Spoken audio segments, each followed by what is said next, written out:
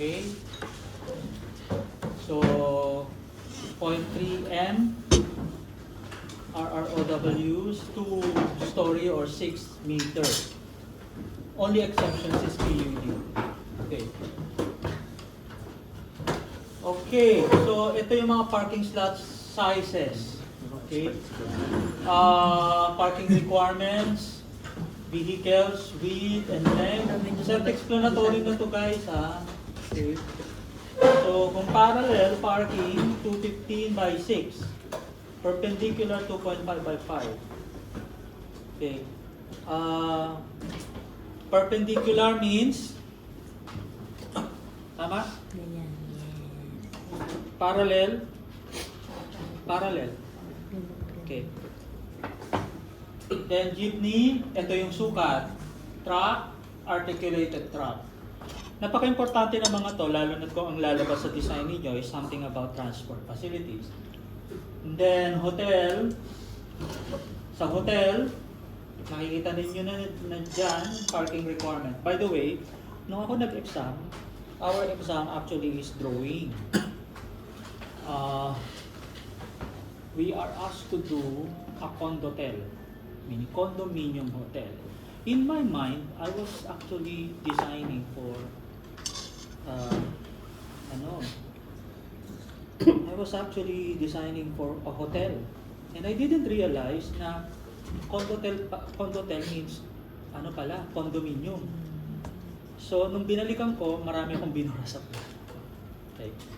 Then one of the main drivers of that exam is dapat alam niyo ito. Yung mga ilang parking units ang kailangan ninyong gawin.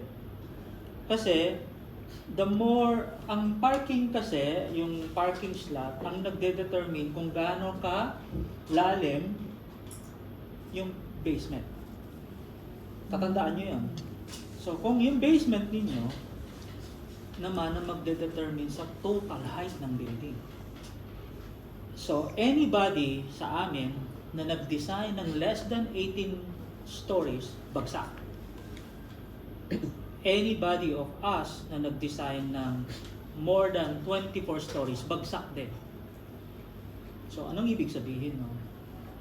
So ang analogy is nakadetermine sa height dahil na-determine nyo through the basement. Ilang basement ang kailangan. Ngayon, paano nyo ma-determine kung need nyo lang 2 basement o 3 basement? Nakadepende dito sa sukatan. Okay? Kung ilang slot ang required. So kung ang condotel, most likely is hotel. Condo, and most likely, titirahan ng tao. So paano yun? Tama? Paano yung maximum occupancy na pinag-uusapan natin? So definitely, condominium. Kung titirahan nga ng talaga ng tao. Actually, naging uso ngayon na naguhulog ka pa. Condotel. Hindi ka nga nakatira doon pero papaupahan as hotel. Tama? Good. So those are for highly urbanized zone, C3, okay, or kaya R5, 1 slot for every room. Okay, ngayon may mga nagtitinda ng condominium na madalas sinsan studio type, 1 room, 2 rooms, or kaya 3 kasi pag family na. So sa isang floor, minsan pagka sukatan ng mga condotel, yung magkabilang dulo, 4 na 33 rooms. Then the rest, 4 din na 4 na studio type. Then yung nasa gitna, 2 rooms. Mas madami yung 2 rooms. Okay. So doon kayo titingin. So kukwentahin nyo yun, ilang room per floor plate. Kaya malalaman nyo to. For hotel yan, ha? Condotel or condominium. Then, 1 slot for every 7 rooms. If not, kung wala sa highly urbanized zone, every 7 rooms, isang slot. Tourist bus, parking lot, you will allot 1 loading slot for articulated truck. Except pa doon yung fire lane. Remember, fire lane, so yun yung parang shepherd na ganyan, kahit dyan meron fire lane. Okay. Binibili kasi yung parking slot, lalo na sa mga condominium. Churches, for every 50 square meters ng congregation area, so sabi natin kung 1,000 and above yung tao, load, occupant load, it's occupancy I. Ano ba? Tama? Yes. HI. Correct. I. Now, kukunin nyo lang talaga yung yung by square meters. So kung 1,000 square meters divided by 50, yun yung number na 1 car slot. And blah blah blah blah blah. Okay? Universities, for every 5 classrooms, 1 car slot. Jeepney, shuttle slots, school bus for every 200 students. Then public hospital, ang kwentahan per bed. Okay? Minsan sa planning, actually nung nag-exam kami ng ENP, pati yung tinanong, ilang beds ang district hospital? So may mga ganon. Okay? Ilang beds yung hospital beds yung regional hospital? Mga ganon. So, 1 car slot, then jeepney, articulated truck, standard truck, then maneuvering outside of RROW, napaka-importante nito. When we designed the 5-block apartment dyan sa Ketaypan Island, ni-require nila yung maneuvering space para sa mga fire truck pag umikot. So we need to actually do a very big parang rotunda sa dulo. Okay? Off-site parking slot. If the multiple parking garage is located 200 meter radius, 20% required. Okay? And then you have this. Parking building is not more than 100 meter away.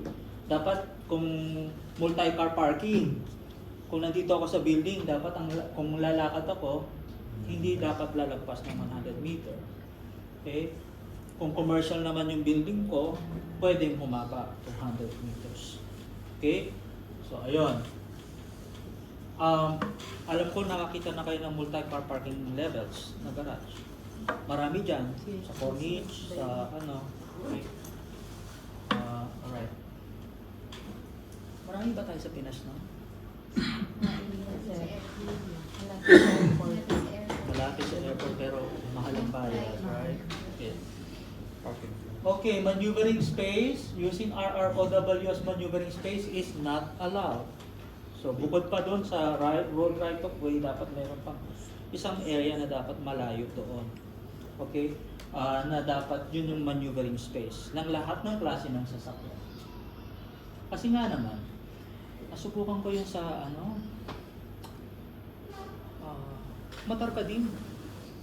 Di ba yan yung mga commercial space, tapos may mga nakapark dito, tapos gusto mong pumunta sa kabilang lane, pag may umikot na gano'n, lahat kayo nakahinto. Hintayin nyo siyang umikot. Eh kung lahat umiikot, wala kasi maneuvering space, yun yung issue. So nag-create ng traffic. Okay? So traffic generating buildings like mall, isipin nyo na lang kung katulad ni Mega Mall. So ganito yung mga design. So minimum, may mga 50 meter distance from the actual intersection. Public road, right of way, blah blah blah. So, tingnan nyo na lang ito, no, visually, kasi clear naman, may mga sukat naman kung paano gagawin. And then may mga instructions kung paano gagawin. So, it's very important na talaga these areas are designated as C3. Because of the high density commercial land. Okay. Front yards as parking, not allowed. Hindi pwedeng maglagay ito. Doon nasa daan kayo, no? Nagpa-parking. Although dito, parang uso, pero kasi yung daan dito, nandito yung road right of way, meron ka talagang parkingan eh. Tama? Bukod pa doon sa setback mo. Meron pa yun eh. Kaya yung mga sasakyan, pwede lang doon mag-park, pwede yun. Parallel. So, they are not allowed in R2 maximum, R3 maximum, GI, C1, C2, C3. By this time, kapag nag-uusap na tayo ng tungkol sa mga acronym, naiintindihan nyo na dapat yan. Ano yung R2 maximum, R3 maximum, ano yung GI, C1, C2, C3. Dapat alam niyo na lahat yun. So 50% of the front yard can be used in R2 basic, R3 basic.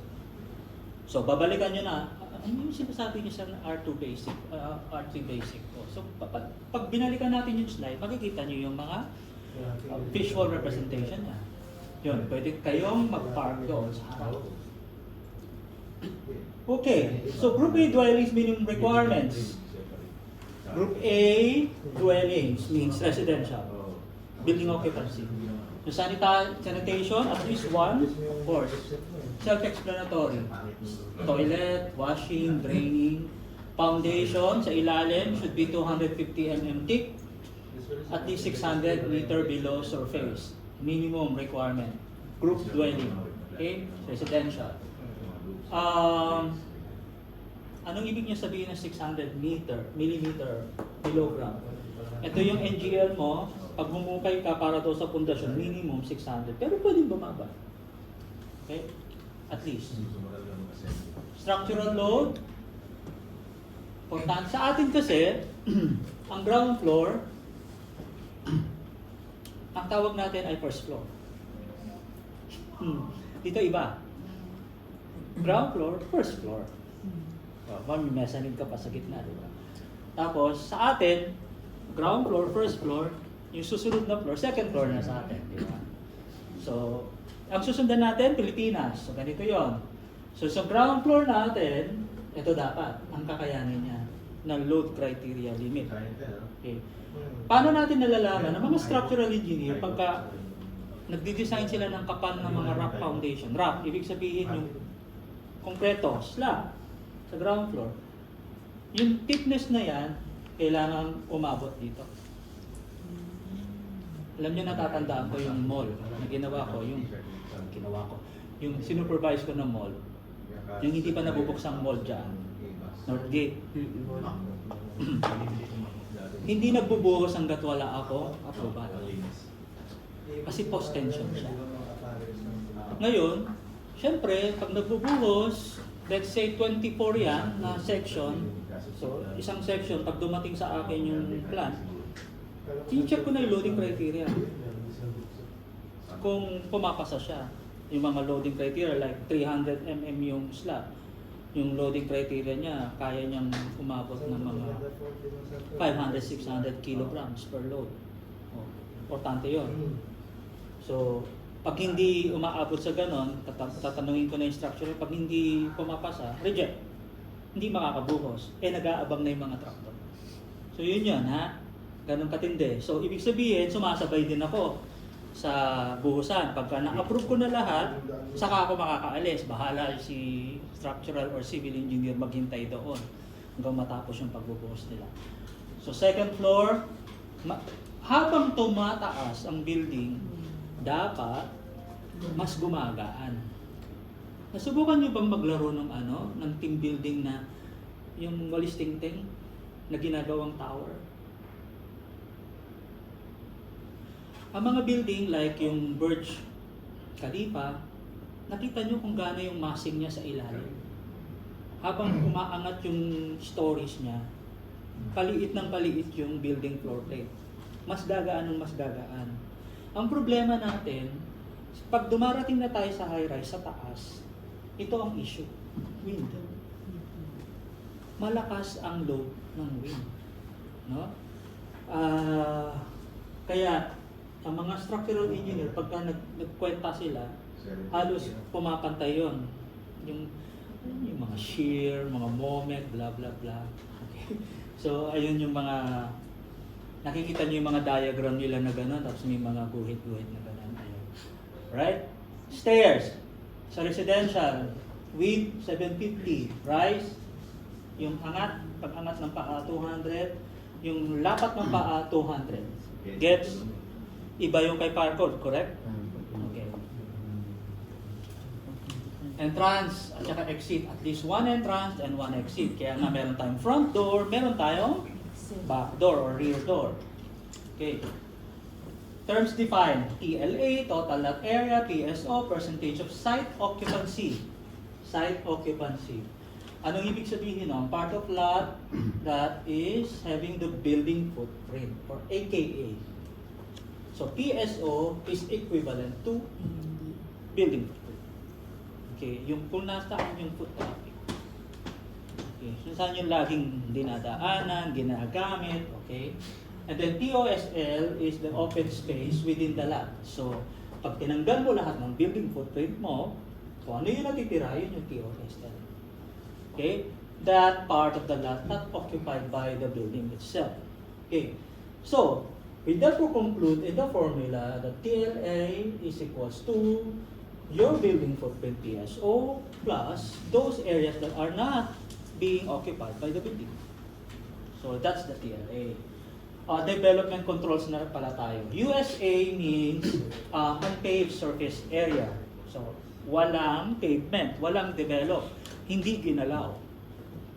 Kung dating dinatnan ninyo na madamo or buhangin at nung natayo ang building ay ganun pa rin, madamo at buhangin, that's USA. Okay. ISA, impervious. Ano meaning? By the root word, pervious means penetration ng tubig. Okay, pervious yun. Ibig sabihin, liquid can actually flow going down to the ground. Pag impervious means hindi lulusot ang tubig. Ibig sabihin, either paved na siya or whatever development na ginawa ninyo, ay pagka umulan, mabilis ang daloy na tubig. Kaya binabaha tayo sa urban area. Bakit? Dahil maraming ISA. Okay. So that is impervious surface area. Now, TOSL is equivalent to unpaved and the ISA. Yeah. MACA.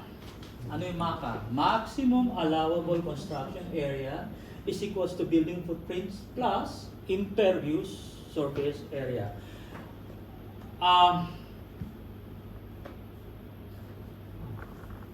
Therefore conclude, open space. Tama ba? TSO building footprint. Yes, building footprint constructed plus that ISA, impervious. So building nga talaga. Building, buong building. Okay? So MAPA. Alright, so that's the total lot area, MACA plus unpaved surface area, means open space.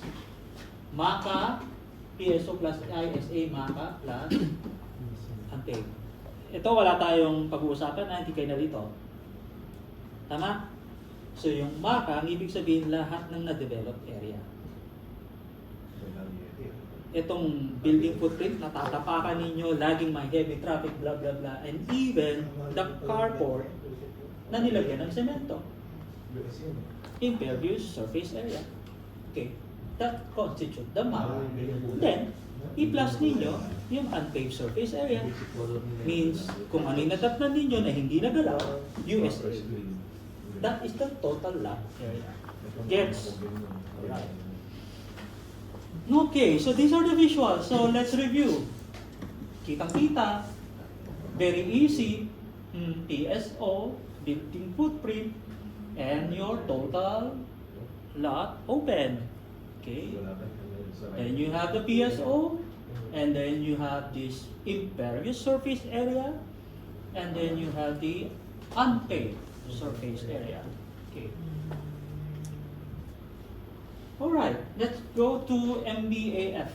Ano ibig sabihin nun? Allowable maximum building footprint,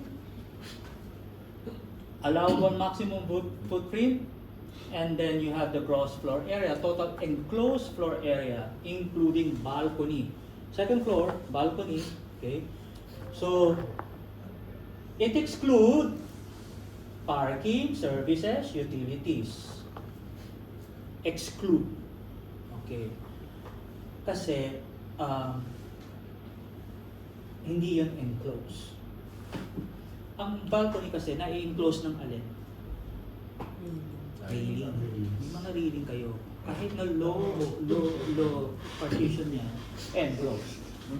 Any vertical penetration in your parking floor that is not used for residential, exclude. Okay. Any balcony exceeding 10 square meter but uncovered areas, fire escape structure, and others exclude in the enclosed area. Gets? So yun yung GFA. Okay.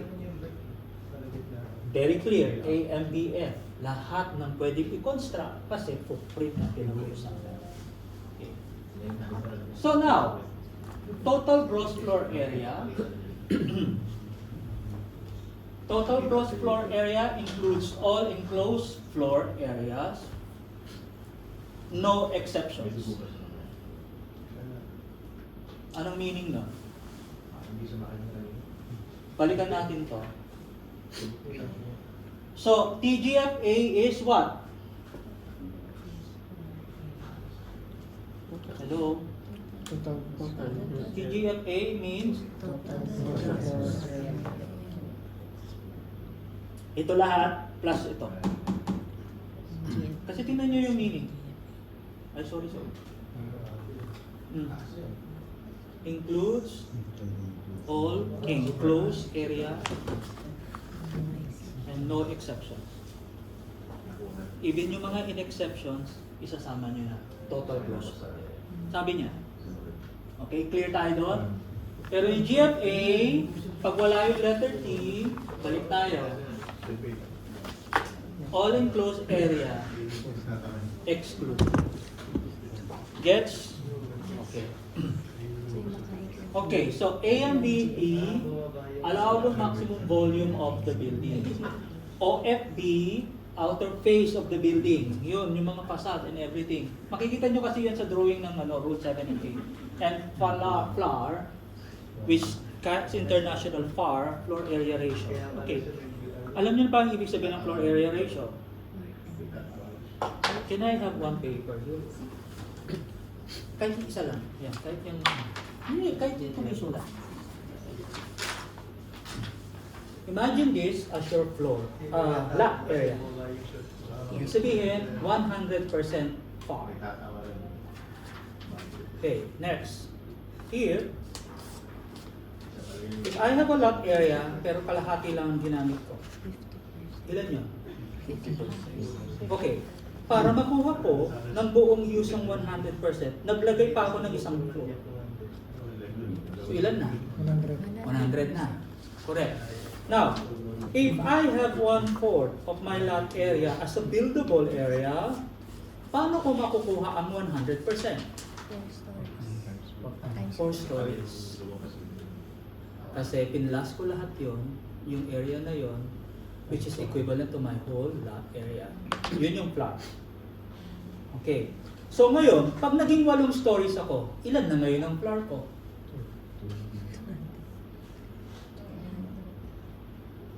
Ilan na? Kasi times 2 na yun. Na times 2 na yung lot area ko. Okay, habang tumataas ako, okay, kaya ang mga munisipyo at mga city, meron silang limits sa FAR o FLAR. Hindi ko pwedeng tumaas kasi bilang negosyante, dahil gusto kong makuha ang buong use ng 100% lot ko, taas ako ng taas, dagdag ako ng dagdag ng floor para ma-exceed ko yung use ng lot ko on an investor's portfolio. Gets? Clear? Okay.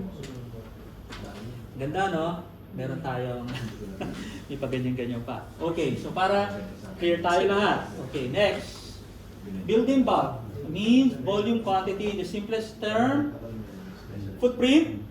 Sabi natin ganun, footprint times BHL. Nalilito na ba kayo? Ano yung footprint? Sir, ano yung footprint? PSO, di ba? Times BHL. So yun yung building block. Okay. So however the code prescribes several different methods for determining this quantity. Is either method 1, AMBF projection, blah blah blah.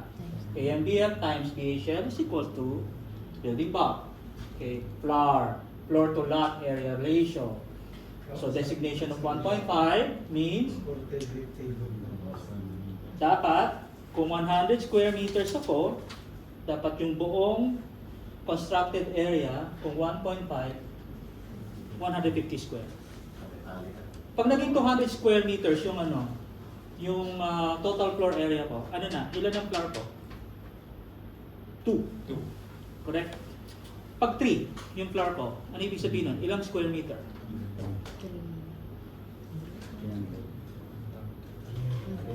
Kung 200 square meter is 2, then it should have been like 300 square meters. Yung total area ko lang, ha? Okay, so yun. So that's it. Building bulk footprint times height. Floor by total lot area. Okay. And blah blah blah blah blah. Okay. Ano pa? Method 3, AMBB. AMBB. So AMBB is AMBF times building height limit. Okay? Okay, so this is AMBB. Ayan. Makikita nyo na sa Rule 7 and 8 ang mga yan. Mga projection, saan ang limit, ano yung mga projection ng balcony, hanggang saan lang siya, and blah blah blah, so on and so forth. So the moment na tumataas ang building mo, kailangan mong sundan itong mga limit na ito. So kakatinin niya lahat yan, dapat hanggang dito ka lang dapat mag-design. Okay? Kung sinusunod. Pilipinas. Okay. So lahat yan, yung mga table reference is available during the time ng inyong exam. So pwede nyo yan i-marka with the, what do you call this, page, yung may mga ganun, yung notation, para mabilis niyo siyang piniflip. Pero sir, di ba hindi pa rin siya allowed? Parang last Hindi exam yun hindi allowed. in-allowed. Bakit? Pinaalis lahat yan. Kasi kailangan nyo ito, common calculation. Anyhow, kung hindi allowed, then what? So see, from the center of the road, pag lumagpas yan, paano na? Kay obo. So, they will reject it. So, development controls, as you can see, cut. So, yung itsura ng building configuration, yung minsan may mga design yung mga building, ayun pala, because of kailangan mag-comply with the Rule 7 and 8. Okay, so ganyan na itsura. Okay, so other formula, PSO, blah blah blah blah blah. So figure it out, this one. So paano gagawin? Okay na tayo. So nasaan na tayo? So medyo lumiliwanag na ang buhay natin. So light and ventilation na tayo. Okay, in 10, every building needs to have adequate light and ventilation. By the way, when you're designing for your client, it's not only because it's your building. You also need to think about the other properties, rights. Meron silang right for adequate light and ventilation. So nakakaharang yung building ninyo based on the scientific and technical calculation na nagbabiolate ang building ninyo para masuppress yung right ng neighborhood for this adequate light and ventilation, pwede nila kayong ihabla sa korte. Okay? And pwede kayo ireklamo kay OBO para ma-revoke ang lisensya. Permit, sorry. Okay, so these are all the setbacks that you need. So, ceiling height, okay, variables, PSO, POSL, USA, ISA, so lahat ito, window sizes, courts, kung may formula, okay, so kukumputin nyo lang. Like for example, minimum value, ISA, maximum value, impervious surface area. Okay, ano pa? Alright, lot types. So, very easy to understand. So, inside lot, so kitang-kita, so you have the property line and the access to RROW. Then, you have the interior lot, kasi nga merong front lot pa dito, you only have the right of way to access your interior lot. Ngayon, pansinin ninyo yung mga percentage in accordance to the occupancy building type. So A, B, C, D, and J, blah, blah, blah. Dapat open space is 20% of open space, ganon, for these categories. Okay? So I believe at this point in time, alam nyo na yung A, B, C, D, hanggang J. Okay? So, interior lot, nandun yung mga percentages and the occupancy, and you have the corner lot, kasi dalawa yung RROW mo, kaya naging corner lot. And then, you have the throw lot, means dalawang part ng harap at likod ng iyong lot ay merong RRW. Then, meron ka namang tatlong side, no? Corner throw lot, and then corner lot abutting 3 or more streets, alley, rivers, and everything, blah blah blah. Napakagandang lote dito. Madidesign ko na maraming view, di ba? Okay, and all of these percentages.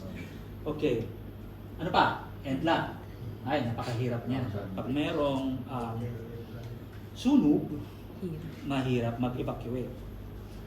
And then you have this end lot. Dalawang klase, no?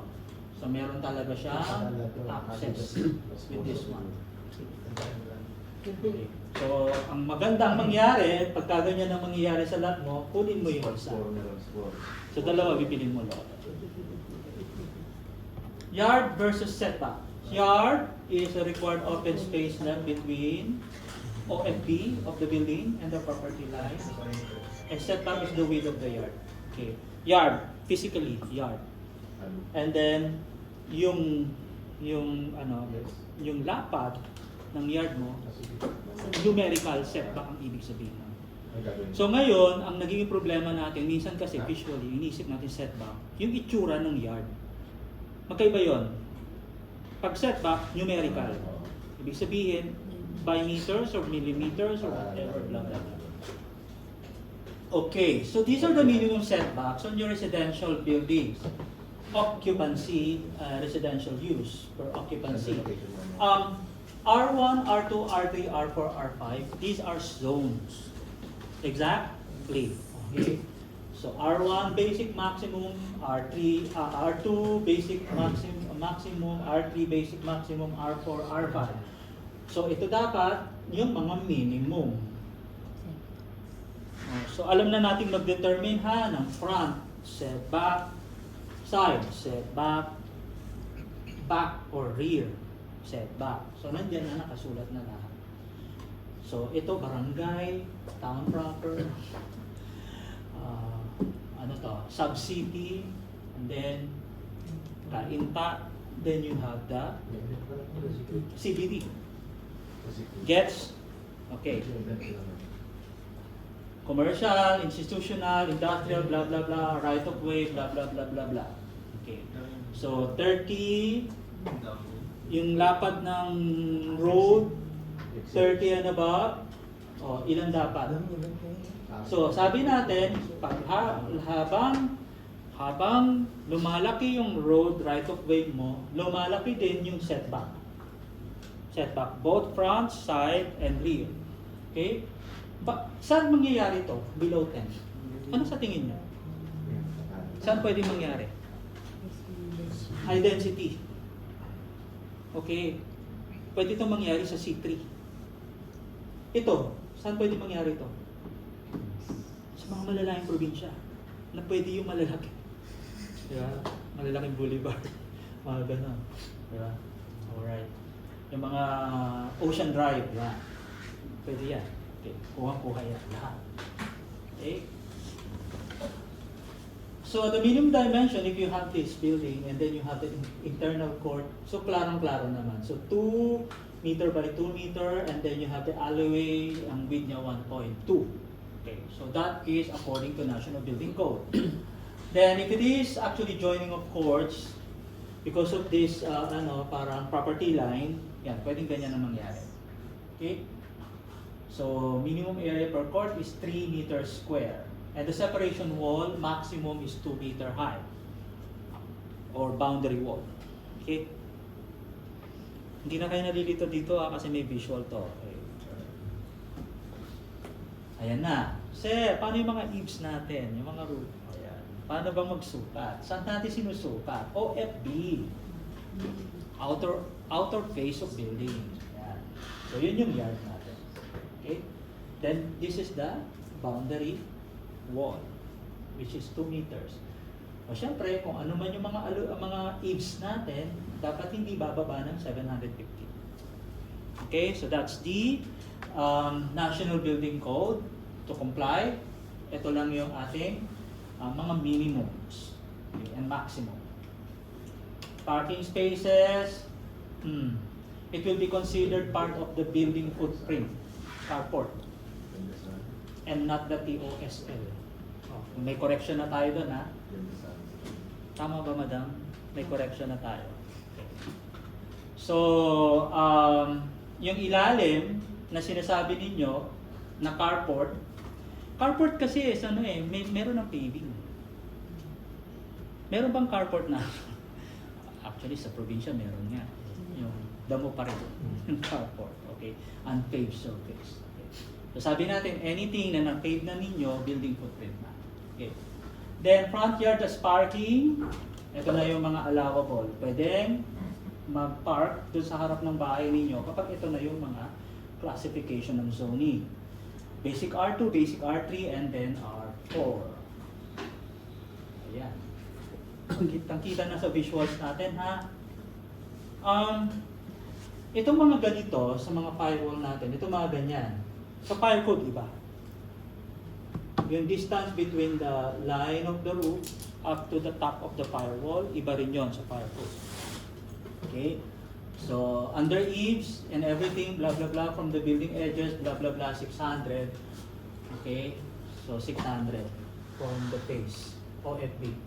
Okay? Ceiling height. It's a battle between artificially ventilated and naturally ventilated. So, sa ground floor, the second floor, succeeding floor, mezzanine. Mezzanine, sorry. Ano lang mezzanine? Mezzanine. Okay. So, saan dito yung ating artificially ventilated? This one, right? Ito. On the left side. On the right side is your naturally ventilated. Okay. So, klaro yun, ha? Artificially ventilated kapag may mga AC, walang bintana, those are artificially ventilated. Naturally ventilated. Excuse me. So you have mga windows to provide cross ventilation. Kapag nag-aral na kayo ng tropical, pagka nag-passive design na kayo, doon na lalabas lahat ng natural ventilation, cross ventilation. Then room sizes, mga minimum. Okay, so clear. For human habitation, kitchen, toilet, and bath. So ito lahat yung mga minimum size at minimum area. And then also airspace requirement. So kapag schoolroom, floor area per person, malaki, no? 1 square meters, blah blah blah, airspace. Habitable rooms, lumalabas sa exam, 14 cubic meters. Okay. So ito ang mga standard na pangkarapatang pantao. Pag wala ito, anong tawag? Lumalabag sa karapatang pantao. Nakita niyo ba yung mga nasa YouTube yung mga detention rooms sa Hong Kong, even sa Dubai, makakita kayo na yung mga tao nagsisiksikan, no, sa loob ng isang kwarto, 8 na kurtina lang yung harang. Nasubukan ko rin yan sa Dubai. Those are violations of this. So, sa Pilipinas, bawal yan, pahuhulihin kayo dyan. Okay. Ano pa? Window area, importante. Okay. Itong mga sukat ng mga bintana na operable, not fixed. Okay. So, 10% of floor area means 1 square meter. Bathrooms, laundry, 5%. So, yung sukat ng mga bintana ninyo, the width and the height, kailangan pumasa dito sa mga to. Depende kung saan siyang room. So, kung sa kwarto, habitable. Then, bathrooms, laundry rooms, medyo maliit, diba? Meron nga tayo maliliit, diba? Okay. So, ayun. Alright, so far so good. Okay, sa easement, always remember this. Sa urban area, kapag malapit sa creek, mula doon sa property line hanggang doon sa dulo ng kung nasaan yung may tawag tayo doon high tide, pagka medyo mataas yung level ng tubig. Doon ka susukat.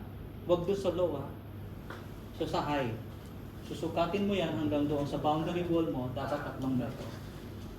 Okay? Agricultural area, mga bukid, 20 meters. Lote mo. Then forest area, mas lalo, easement mo, 40 meters. According sa Water Code of the Philippines. Actually, sa mga planners, importante ito. Itong mga value na ito. Ayan na. So, you have this visual. So, it's self-explanatory, lalo na kapag gagamitin mo yung easement. Sa probinsya, meron kami mga tinatawag na patay ng ilog. Minsan, kung nasa likod mo yung patay ng ilog, kinukuha mo tapos binabakuran mo pa hanggang doon, di ba? Mali yun, bawal yun. So kapag umikot ang mga taga-munisipyo, filean ka nila ng violation. Okay, papapagpag nila yun, yung wall na yun. Okay, and then sometimes you have the promenade. Okay, for urban areas. Okay, so because these are developments initiated by the municipal or the city government, pwede lang gawin yan. They can develop. Pero definitely your wall will need to be compliant to the easement or limits. Okay. Same. Easements from the road. Okay? So meron pa rin ganito. Development ng esplanade. Yan yung meaning ng esplanade. Okay? View corridor, sakit sa ulo. Sa commercial space, pati ba naman yun?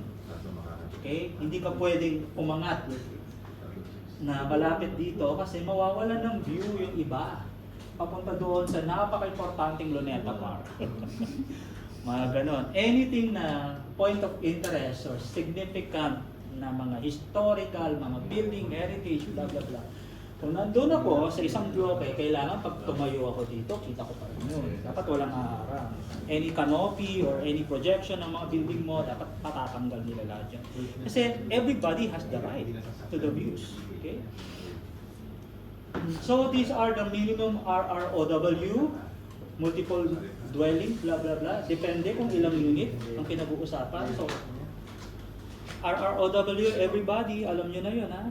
Ibig sabihin yung sukat ng main roads of access. Okay. Oh, by the way, may nakasi. What's the meaning of chakla? Kasi naka-corner, correct? Sige nga, testing the knowledge. Okay. Nasaan ang chaklan dyan? Ito, tama? Dahil sa corner, correct? So, alam ko na, papasa na kayo. Alright. Okay, so these are the multiple dwelling units. Then you have all of these. Street. So, ang access, alam mo, usong-uso to Doon sa Lumang Maynila, sa Ermita, ganyan Ito lang yung may gate. Papasok ka, yung mga sasakyan, nagpa-park lang na gano'n. Isa lang idadaan. Di ba? So lahat kalaro mo, doon lang kayo naglalaro sa loob. So, ayan. Ganyan naman. 1, 2, ganyan. 3 meter wide na naman. Minimum access road for 6 units. So, ito na, mga arcade, RROW. I think mas klaro na sa inyo to lahat. Minsan kasi may mga development, urban development na minsan ang parking na sa ilalim ng lupa. At hindi mo makikita sa ibabaw. Actually, dapat ganun nga. Kasi nga, saan ka naman nakakita, no? Sa US, ganito ang planning development nila. Sobrang laki ng open area na puro guhit-guhit lang ng parking. Tapos, paved pa. So, anong problema mo? Rain, water runoff, madaling magbaha. Urban heat island. Ibig sabihin, ina-absorb ng asfalto yung init. So, lahat ng init na yon nadadama ng tao. So instead na meron mga puno, right? So para sa mga planner, dapat balanse. Meron kang paved area, pero kailangan merong greenery para sumalab ng lahat ng yan. Okay? So ito yung mga minimum clearances. Ang pinaka-importante na dapat ninyong malaman ng clearance na lagi nyo nakikita pag bumababa kayo sa basement parking, may nakasulat na naka-bar na gano'n, di ba? O minimum height, 4.27, blah blah blah. Kasi yung taas ng mga truck, delivery truck for that matter. Kung mall yan, definitely mataas yun. Kasi nga, hindi naman kotse. Or kahit nga yung nakakita ko ng SUV, sumasabit din.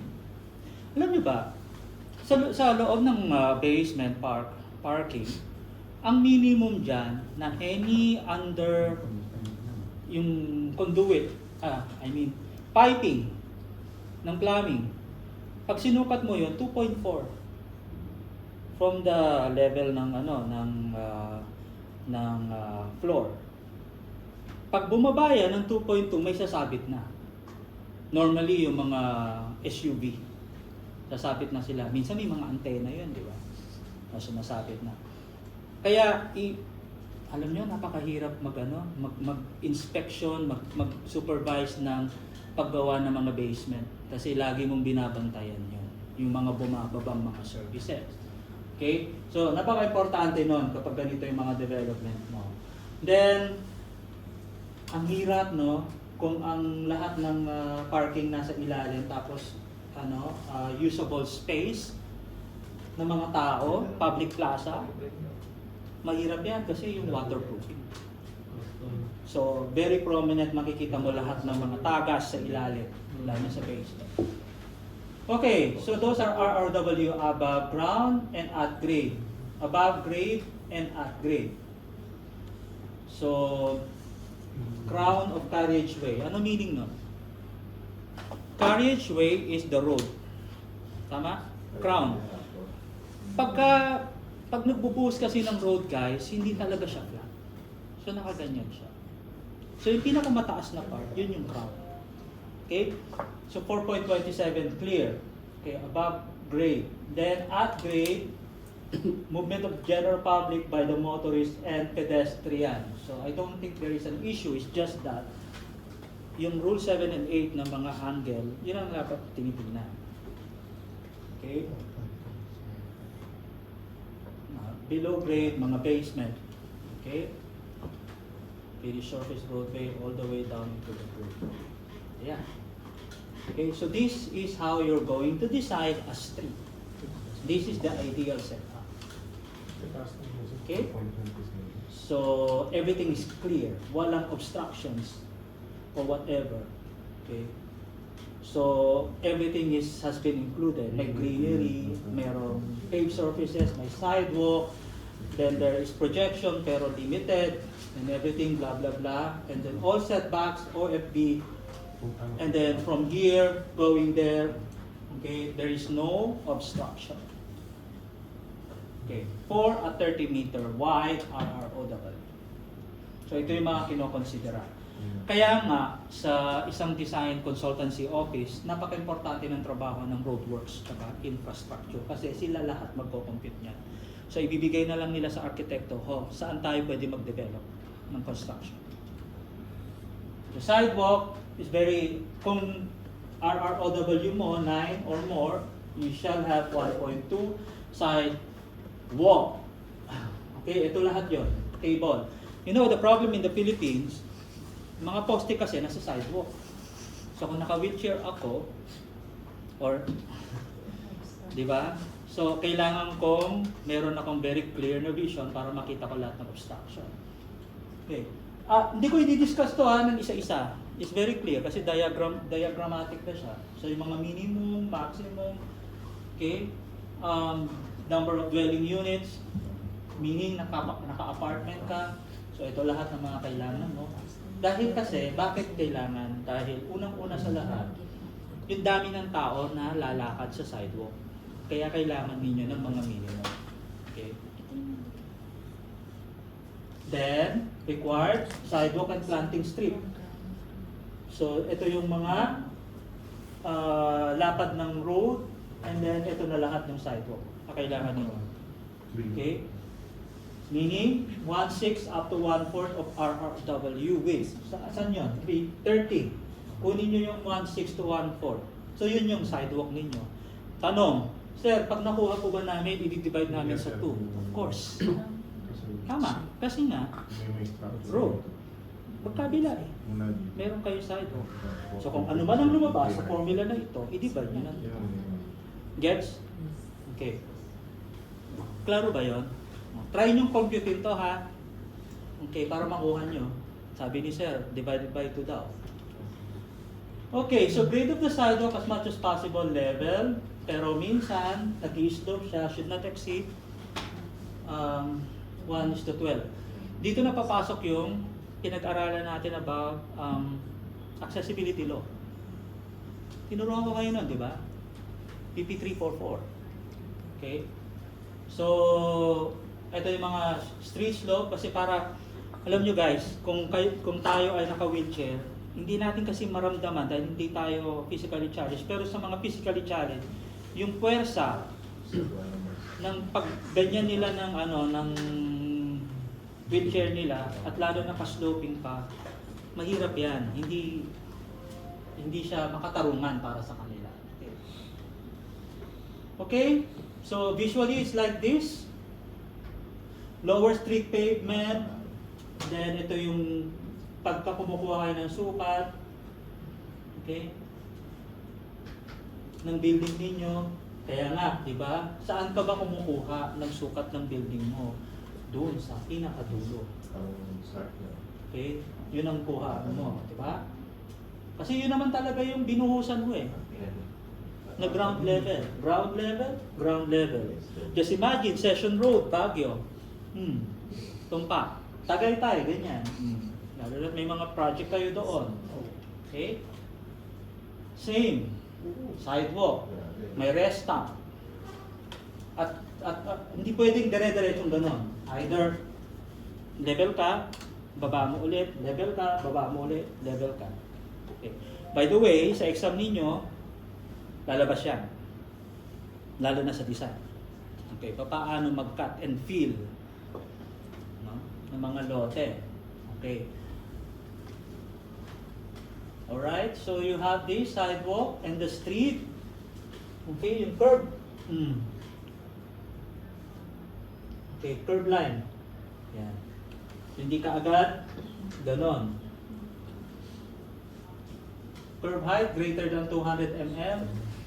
Pakahirap niyan, lalo na pag yung kotse mo ay mababa ang musok. Laging sumasayad. Okay. Alright, so there must be some kind of transition. So driveways across sidewalks. Lalo na, galing ako sa street, papasok ako doon sa lote ko, ganyan yung situation. So syempre kailangan ko ng sloping para makapasok ako sa driveway ko. Kung hindi, laging may gas-gas ang aking kotse. Right. So pavement, planting strip, it's like this, 1.2 sidewalk pavement, the planting strip is 0.8. If your sidewalk is, depende yan sa RRW. Ayun, no? Public RRW street. So babalikan natin yung diagram. So yun ang magdedetermine kung ilan yung planting strip in accordance to sa sidewalk pavement. Okay, sidewalk. Always remember sidewalk, kung merong planting strip, merong ratio and proportion base sa diagram. So this is what I'm saying. So you have, okay, 1.2 on one side, then you will be having planting strip of 0.60. Okay, so habang paliit ng paliit ang road right of way mo, lumiliit din yung tinatawag natin width of planting strip. Width per side of RRW divided by 2. 1.2 divided by 2.6. So ganun din dito. So ito yung size totally when you're getting the RRW. So meaning on the other side is 60, on the other side is 60. So kapag below 10 meters ang RRW, 0.20 doon sa kabila, 0.20 dito. Okay. So, depende kung anong pwede mong itanim in accordance doon sa width ng planting strip. Baka dito, ganyan na lang siguro kababa ng mga hedges, planting ang kaya mong ilagay dyan. 9. Sanitation. Okay ba kayo?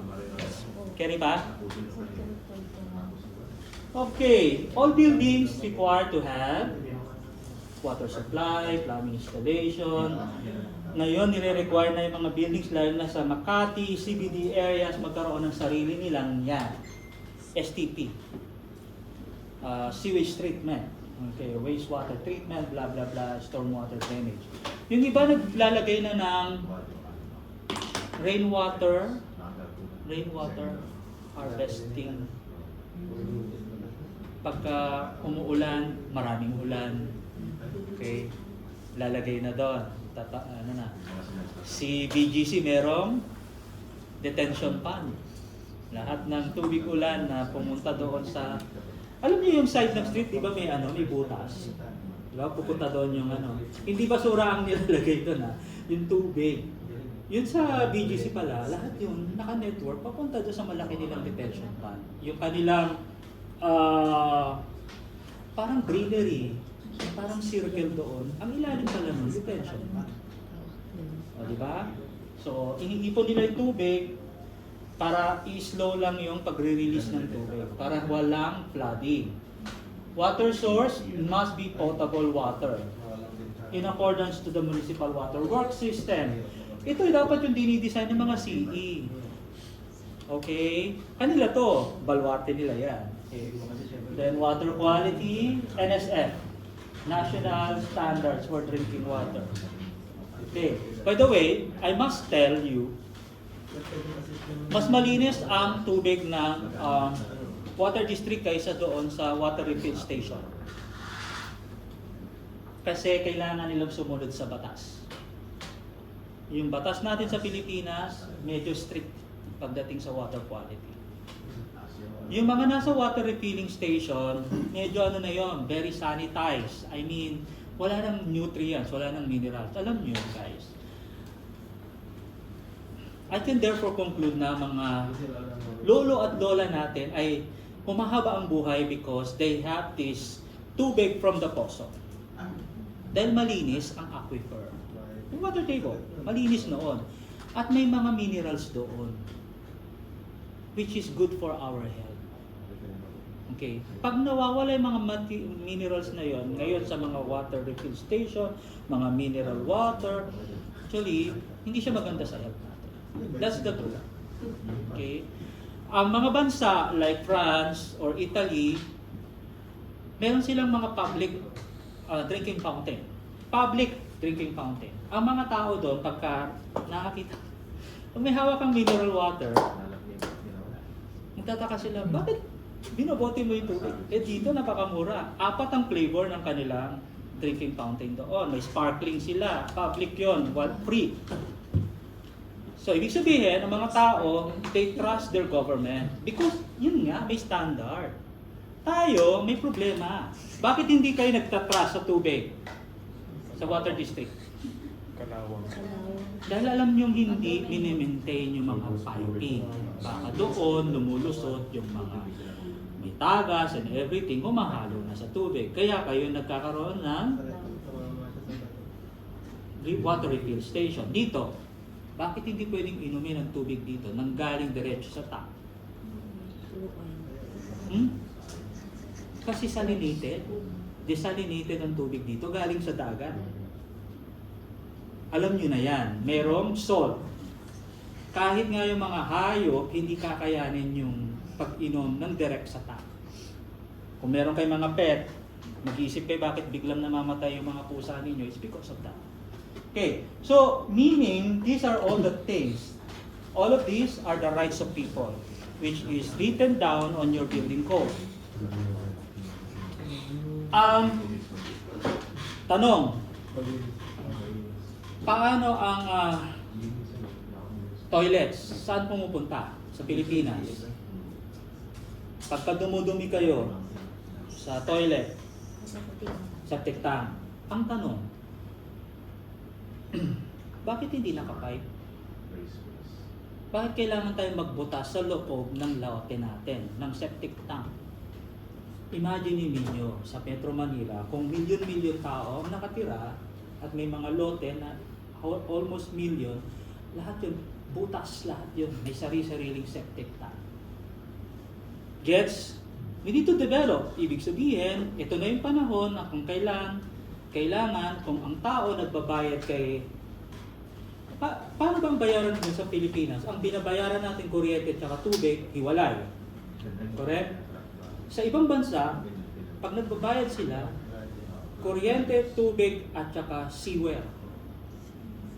Yung lahat ng galing sa toilet nila, merong dinadaanan na piping papunta doon sa isang malaking sewage treatment plant. Hindi nila kailangan magbutas sa lote nila ng septic tank.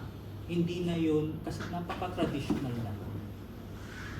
Na-gets? Okay? So yun yung problema. Pero I must say, sa Pilipinas, meron ng gano'n. Na nakapipe lahat. Even yung sewer. Pati nga gas, nakapipe. Naniniwala ba kayo na meron gano'n? Yung district cooling plant. Diyan sa may The Pearl. Nakapipe lahat, even yung AC. Dinidistribute sa mga buildings. Okay? So yun, the way we are, yun dapat. Kaya marami tayong dapat baguhin sa National Building Code dahil we are now developing. But at this point in time, we have this. Septic tank, storm drainage sa labas. RROW, kung ano yung, nakakita na kayo nung parang malalaking concrete na ganon? Na minsan nagtatago-taguan kayo. Yun, yung mga storm drain. Malalaki. Okay? Oo. Pwede kayo magtago doon, hahanapin kayo, di ba? And it is in accordance with building code. Okay, before tayo pumunta dito, any questions? Ano na? Alas 12 na ba? Yes, madam. Go. Di ba may klase na? Hindi, open ko lang yan. Saglit lang guys, mga 5 minutes break tayo sa test.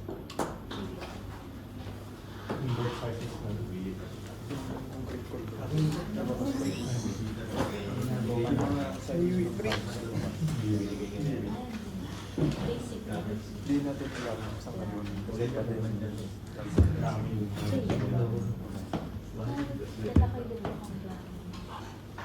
Riba. Natapos ko yun. Bigyan ko naman sinabi yun. Tapos ko yun. structural something. Yes. Ay, ingat ka ha. Sir, Ay, dapat magtitake ako ng galing sa arin.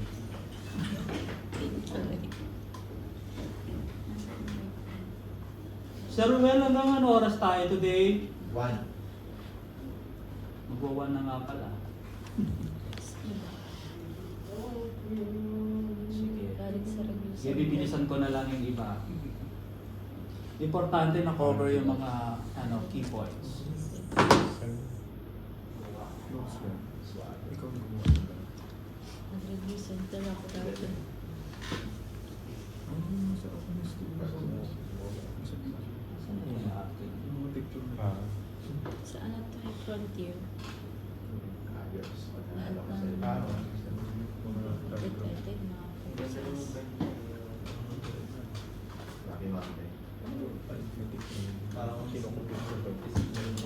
Kaya pa umabot doon. Sabi ko na tinuloy. Pero puro mat. Kasi nandiyan puro mat na.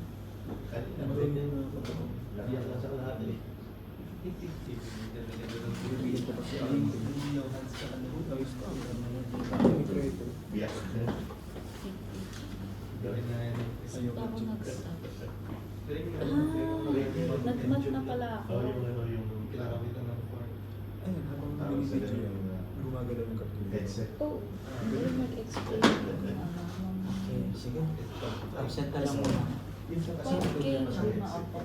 Ano na? Hindi ma-open. Hindi ko ma-open eh. Sige. Sa'yo. Okay guys, 2 minutes. Sinagabi.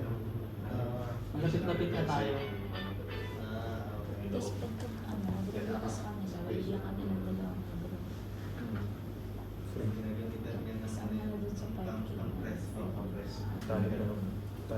para. May talo po din. Tapos yung huling nag-take ng exam Dito yan. sa Philippines, yung huling nag-take ng exam, buong top 10 galing sa Canada. Buong 14. Para lang sa family. Mag-aaral. Wala kali.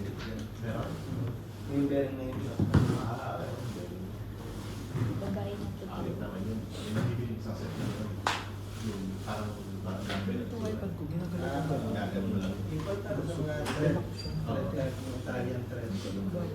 Tapos Eh, nandito yung lang. Pinagalaw ko. Ito.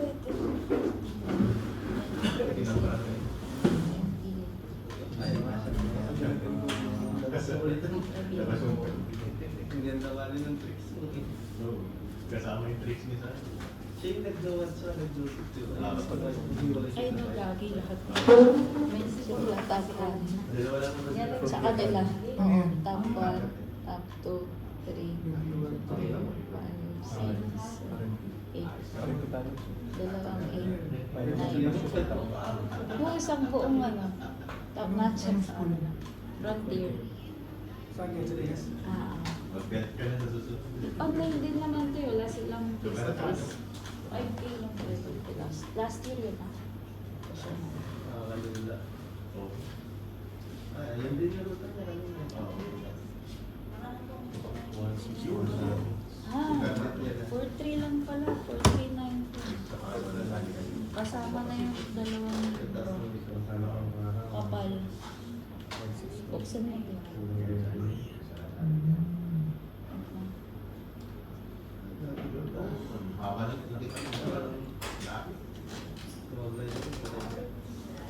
Yung dyan ka. Hindi siya tuloy nag-trip. Nakalawang ba siya dito?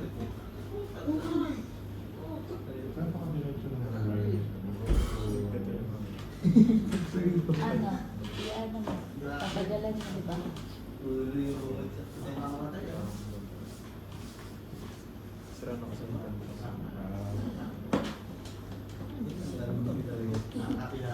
Free notes. Ikaw. Good note, good note. Ganyan din naman sa ano yung sa notes ng Apple. Pwede. Pwede mag-draw. Yung preview. Hindi, sa notes. Sa notes? Bakit? Na ini-import mo yung file? Hindi, nagtadraw na. Hindi, paano pag magre-review ka?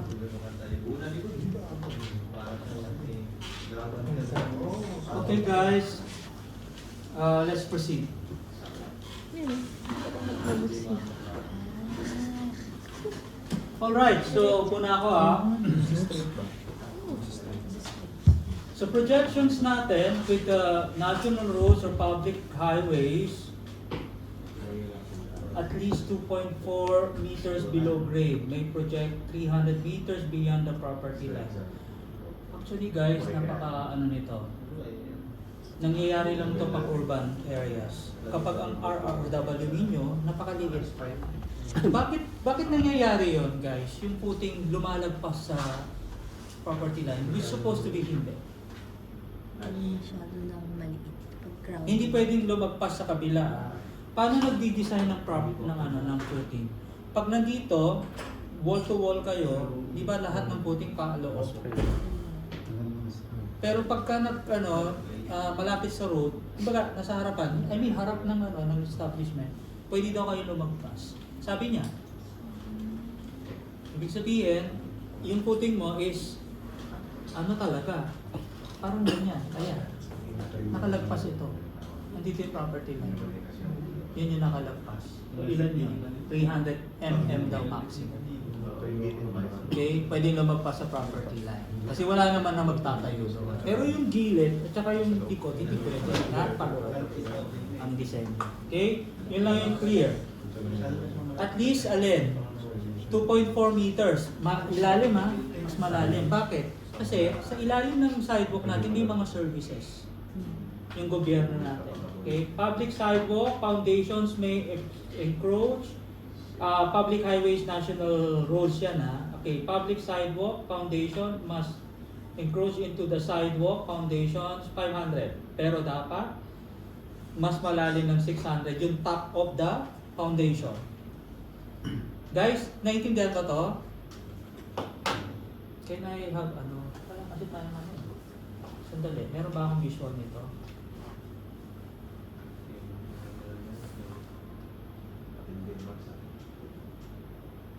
Okay, ito yon. Ito yung street, di ba? Okay, ito yung OFB mo. Correct?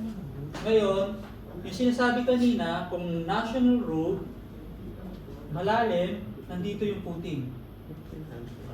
Correct? Pero ang extension mula doon sa OFB must be 300. Ngayon, kung normal sidewalk, okay, ito yung OFB mo, footing, pwedeng 500, 600 mula dito. Gets? Yung isa, national road, 2.4. Mas malalim. Okay? So yung clear. Arcades, pwede magkaroon ng arcades. So ganyan yung extension ng mga arcade cantilevered natin. Just make sure na ito ay structurally safe. So above sidewalk, the clearance space is 3 meters minimum. Hindi pwedeng bumaba dyan. Okay? Then your chaplan. Okay. So minimum 4 meters. Okay? From the street. Okay. Protection of pedestrian, lalo na kapag may construction. Okay, wala dapat itong mga ganito.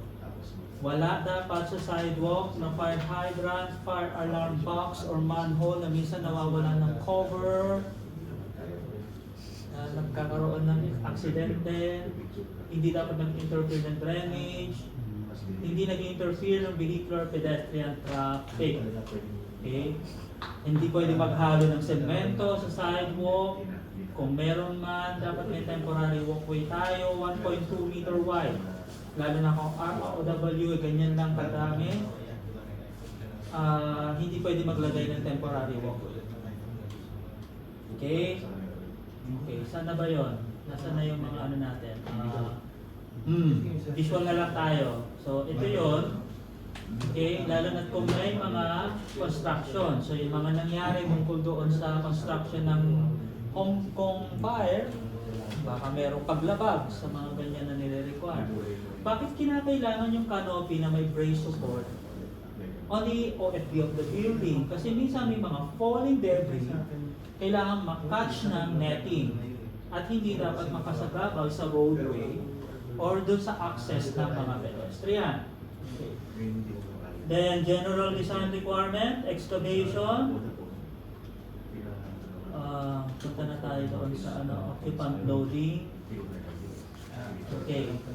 So, dwelling natin. Ano na to? General building requirements. So, per area, paano kino-compute yung occupant load? Di ba by square? Okay. So, mga dwellings natin, 28 square meters. So, alam natin na overloading sa loob ng espasyo. Kasi, bakit mas mataas? Kasi umuupo, na nag-sleep yung tao. So, yun yung space na kailangan makuha. Hospital, 8.4, school, 4.6, classroom, 1.8, hotel, mas malaki, 18.6. So, mas maalwan sa hotel, mas maalwan sa dwelling. Pero sa hospital, school, classroom, mas madami kasing tao. Okay? So, ang exit required, kapag 10 tao na, more than 2 na ang fire exit mo. Okay? Kapag 50 katao na yung load na, mas madami na, more than 50 na tao, 2 exit, 5 exit required. So, bibilangin niya na building official. Okay? And so on and so forth. Auditorium, mas maliit, 0.65. Talagang umukulang talaga ang tao. Okay? So ito, ano to number ng tao yun nandito sa kabila. Para magkaroon ka ng 2 fire exit. Ngayon, what if sa theater ko, meron akong 300. Ilan dapat ang fire exit ko? Madami. Correct? Pag hospital, mas madami. Pag eskwelahan, mas madami ulit. Kaya nga, di ba, pagka nag-design ka ng eskwelahan at saka hospital, minsan building by building. Madalang ka makakita ng hospital na isang building lang. Okay. So, these are all the number of exit. Every floor with occupant load of 1,000 or more shall have at least 4 exits. Pag 500 to 9,900 people shall have at least 3 exits. Yung width ng exit, occupant load divided by 165. Total width in meters yan. Okay. Arrangement of exit, at least 1.5 of the perimeter area served. Okay, the 2 exit must be apart, distance to exit. If without sprinkler, mas maliit, 45. Kapag may sprinkler, mas mahaba, 60. Guys, always remember itong mga values na ito ay may pagkakaiba kay fire code. So, pag nagbabasa ng question, isiping maigi kung according to what? Fire code ba? NBC ba? According to IRR? According to revised IRR? O blah blah blah. So ayun. Exit doors, type of locks, openable from the inside without the use of the key. Ang key lang ay nasa labas. Ito lang, sa labas. Ito, inside na to. Mali yan, tama ba? Napansin nyo? Sabi niya, exit door shall be openable from the inside without the use of the key. Ibig sabihin, kahit wala akong nakakey na ganyan, automatic dapat mabubuksan ko siya. Size of the door, according to NBC, 0.9. Height of the doorway, 2. Opening, 90 degrees. Hindi pwedeng 45 degree. Maximum door liquid, maximum 1.2. Okay? Prohibited door, as exit door, hindi po pwede yung revolving. Sa mga hotel, hindi yung exit ha. Okay? Hindi rin yung sliding. Hindi rin yung roll-up shutter. By the way, ano pinagkaiba ng breakout? Yung breakout is meaning nun, fail safe tsaka fire safe. Meron kasi yung pagka nagkaroon ng fire, isasarado niya lahat. Automatic isasarado niya. Meron naman yung pag nagkaroon ng fire, automatic i-open niya lahat para maka-exit ka. Yung isa, sinasarado niya kasi nga para hindi tumakas yung smoke. Kasi ang ingredients ng fire, the moment na mayroong oxygen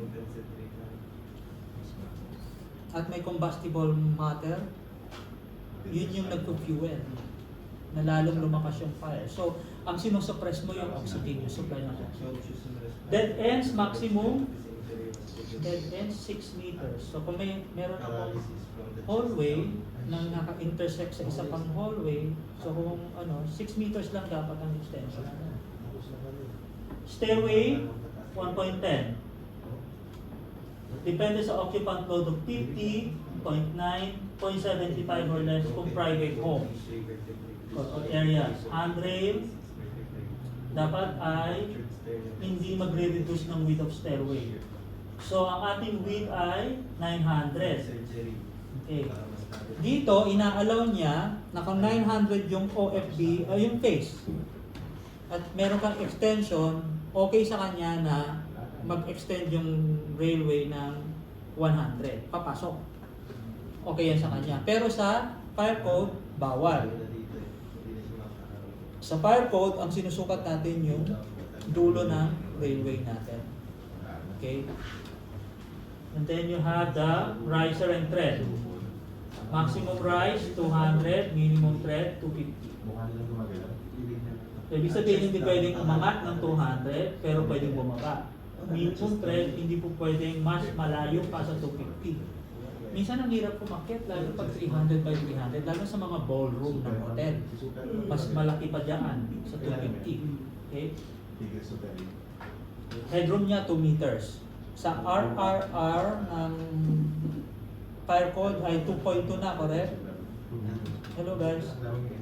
Fire code, headroom 2.2. Yes. May bago. Revise. May bago. Landing Diba? does not need to exceed 1.2. To that. Vertical distance between landing, vertical 3.6.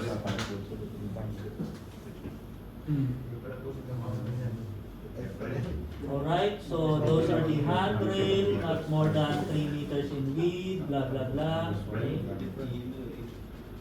Basement. Bakit nilalagyan ng barrier? Sa ground.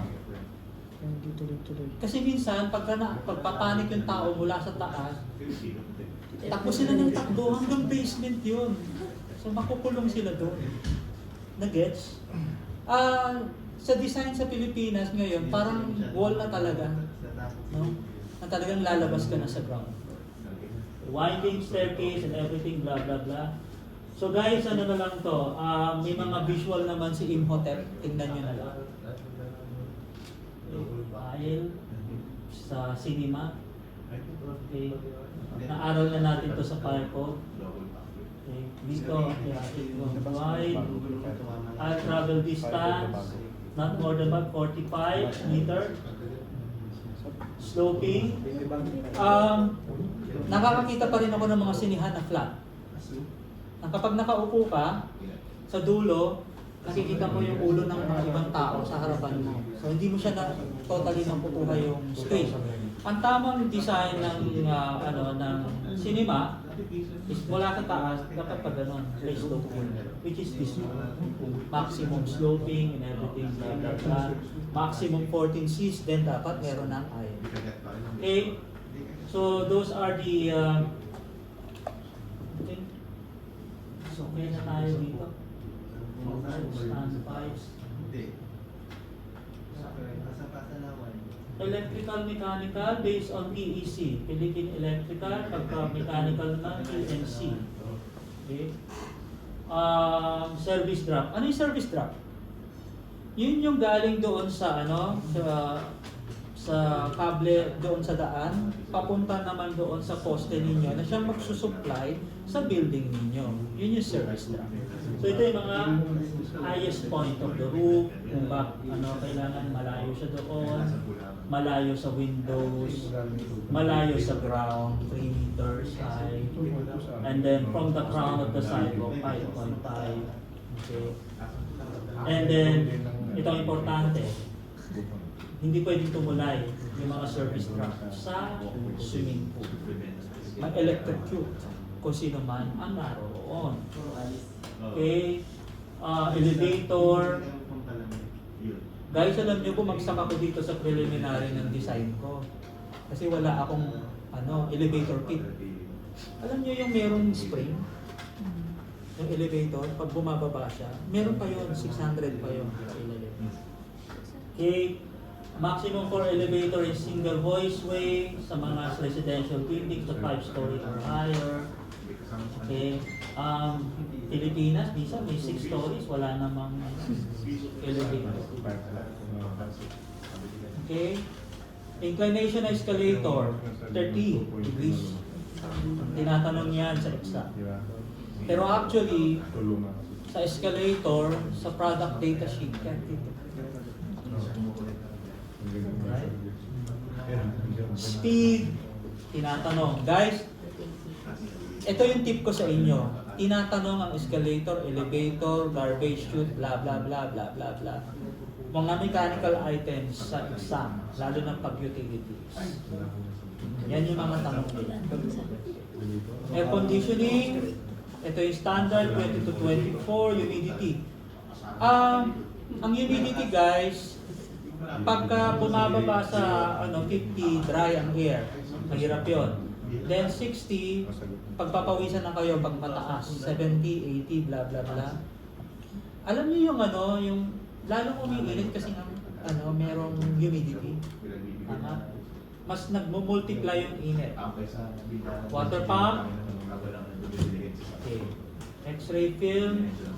Ang kailangan lang talaga sa mga storage area, automatic fire extinguishing system. Hindi pwedeng tubig. Okay, foam. Okay. Ang pang ano, lalo na sa mga galleries and everything, blah blah blah. Then, ilayo ninyo ang mga film storages mula dyan sa mga steam fire chimney kasi nga nitrate yung mga film. Prefab. Alam niyo na yung prefab, precast yan, ibig sabihin. Lalo na yung mga nagbebenta ng mga mabilisang subdivision. Pansinin niyo, RC siya pero sa loob, styrofoam. Prefab yun lahat. Ano lang, naka-ano lang yun, naka-mesh na metal, na parang chicken wire. Yun lang yung pinangpalaman nila na reinforcement sa loob. So si Vasbuilt yumaman dahil dyan. Okay? Then, kailangan ng special testing. So plastics naman natin, rating natin always, American standard yung ginamit nila rito. Class A, Class B, Class C. Nakadepende kung ilan ang plate spread. Ito Class A ito. Rating na 225 or less. Ang problema talaga sa plastic, hindi yung apoy, kundi yung toxic fumes. Okay? Lalo na kapag may UPVC, windows and doors, ang dami nagbebenta sa Pilipinas. Okay? Sheet metal spray booth, ano yan, sa factory. Yung mga nagpa-powder coat, yung mga pintuan ng metal, everything, pina-powder coat yan, spray paint booth. Sa mga car, pagka nababangga ang kotse ninyo at kailangan ayusin ang pintura ng kotse niyo, kailangan ng spray booth. Okay? So yun ang mga minimum natin. Makapal yung 18 US gauge. Dahil ang bubong ay gauge 20 to 24. 22, 24. Gauge 20 to 24. Yung gate ninyo sa Pilipinas, sa bahay ninyo, gauge 20 yun. Ang kapal ng plancha. Yung plate pala, Tagalog ng plate, plancha. Okay. So ibig sabihin, makapal to, 18. So ganyan kakapal yung metal. Boot. Glass and glazing. Group A and B and J, not taller than 3 stories. Ang glass and glaze. Pilipinas ha? Masyadong mababa yan. Marami na tayong building na high-rise.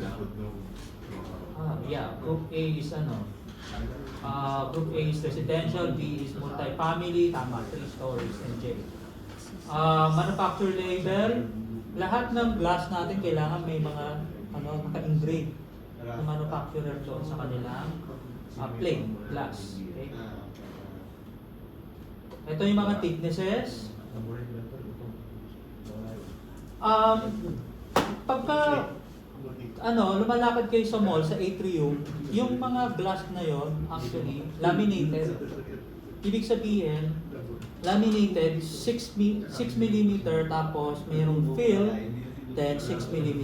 Bakit? Bakit laminated? Para pag nabasag siya, hindi siya kaagad madudurog. Ang temper, pagka nabasag, nadudurog siya. As in talagang parang graba. Ang annealed, yung annealed na tinatawag natin, hindi yun pinadaan sa apoy. Ibig sabihin yun lang yun. Pag nabasag yun yung parang humihiwa. Di ba pagka nabasag, pag nahiwa kayo ng nabasag na nasusugat kayo. Ngayon, madalas yung mga glass na nasa loob ng mga building, annealed. So kailangan nakadikit sa film. Para pag nabasag siya, hindi mo na siya bibigay. So tatanggalin mo siya kapag may replacement. Okay? Yung lahat ng mga glass na ginagamit sa building na high-rise, double glass unit. Ayan, katulad niyan.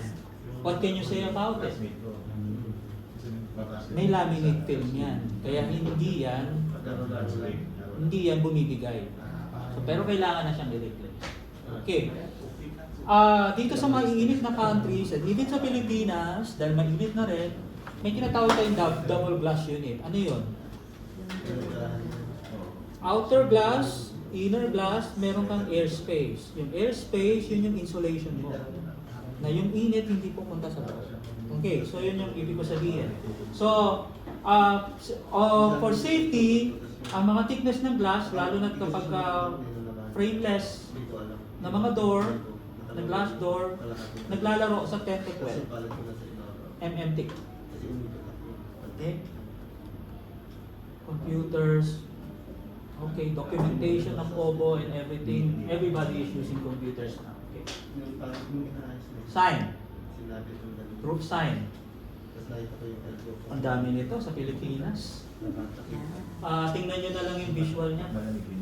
Okay, sa NBC meron yun. Nakasulat kung ilan yung projection and everything. Tapos may mga drawing.